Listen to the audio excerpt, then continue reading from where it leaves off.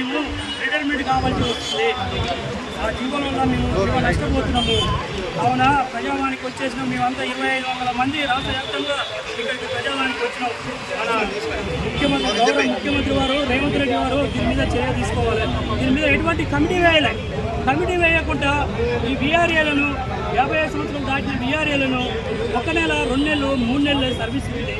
ఈ ఐడీలు తీసుకోవాలని చెప్పి 50 ఏళ్ళ నుంచి మేము సర్వీస్ చేసి ఇలా 1 నెలకే మేము రిటైర్మెంట్ కావాలి. కావున దయచేసి ఉన్న ప్రభుత్వం కాంగ్రెస్ ప్రభుత్వం దీన్ని కమిటీగా వేసి సీసీఎల్ నుంచి కమిటీ తెప్పించుకొని ఈ బీఆర్ఏలకు అన్యాయం జరుగుతుంది కాబట్టి 55 సంవత్సరాలు దాటిన వారికి అన్యాయం జరుగుతుంది కాబట్టి పూర్తి కమిటీ వేసి ఈ శాఖ రెవెన్యూ శాఖ మంత్రి కొమ్మినేని శ్రీనివాసరావు ఆధ్వర్యంలో ఈ కమిటీ వేసి అందరినీ ఈ ముసలి వాళ్ళమంతా 50 సంవత్సరాలు 1 నెల 2 నెలలకి రిటైర్మెంట్ అవుతున్నాం. ఈ గత ప్రభుత్వం కనిపెట్టకుండా అన్యాయంగా నైట్ ఈ జీవోలు పాస్ చేసినాయి. నైట్ మధ్యరాత్రి 10 గంటలకు 11 గంటలకు 12 గంటలకు 11 గంటలకు 12 గంటలకు ఈ బీఆర్ఏకి ఇచ్చిన సర్వీస్ ఈ బీఆర్ఏకి ఇచ్చిన జీవోలని నైట్ 7 వల్ల నైట్ జాయిన్ అయినాం.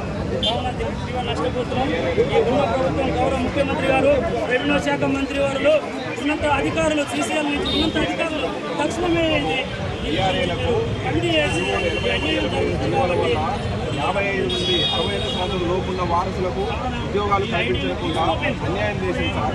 అయితే మేమేమంటున్నామంటే ఇప్పుడు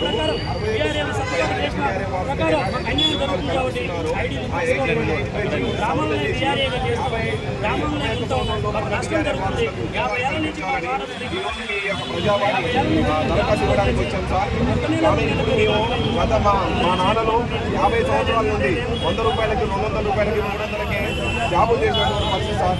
ఇవాళ మీరు మాకు ఇచ్చినటువంటి జీవోలు 1 నెల 2 నెలలు రిటైర్మెంట్ కావాల్సి వస్తుంది. ఎలాంటి బెనిఫిట్ ఫిక్షన్ లేదు, ఏది లేదు. 1 నెల 5 కాబట్టి